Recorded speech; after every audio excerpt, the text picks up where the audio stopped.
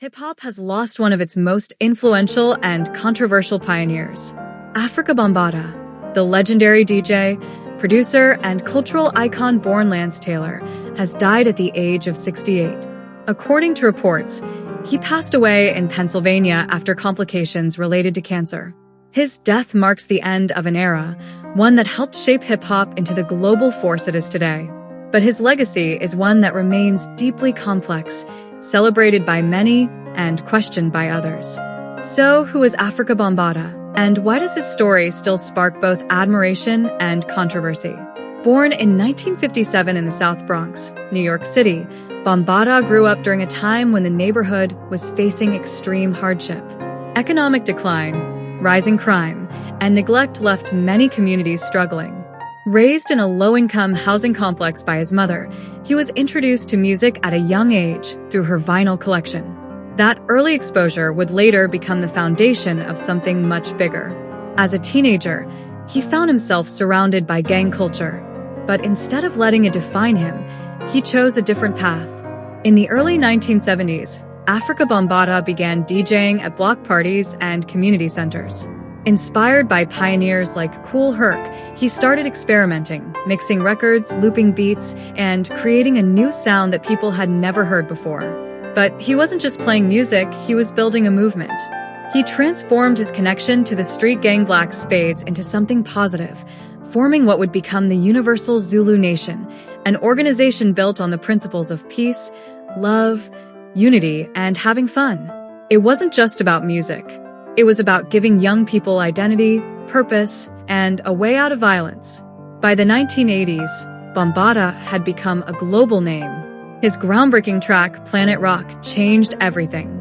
Blending hip-hop with electronic sounds inspired by groups like Kraftwerk, the song introduced the world to a futuristic new style. It wasn't just a hit, it was a revolution.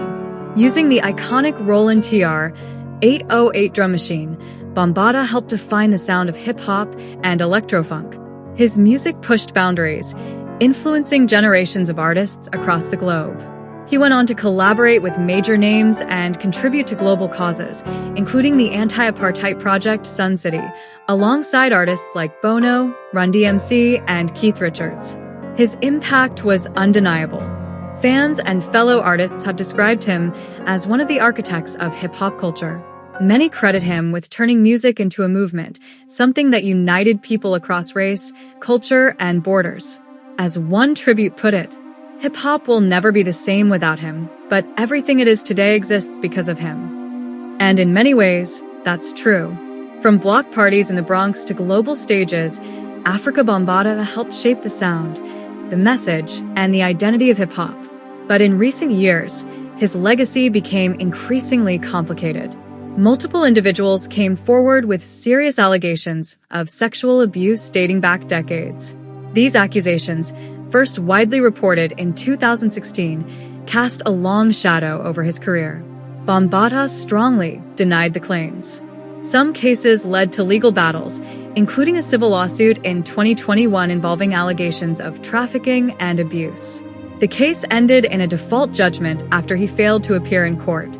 At the same time, there were conflicting statements and developments over the years that added further complexity to the situation. For many fans, this created a difficult question. How do you separate the artist from the allegations? It's a question that continues to divide opinion to this day. Afrika Bambaataa's story is not a simple one. He was a pioneer who helped build hip-hop from the ground up, a visionary who turned music into a global movement, and a figure whose later years were marked by controversy and debate. His influence on music is undeniable. His legacy, however, remains deeply layered. What do you think about Afrika Bambaataa's impact and legacy?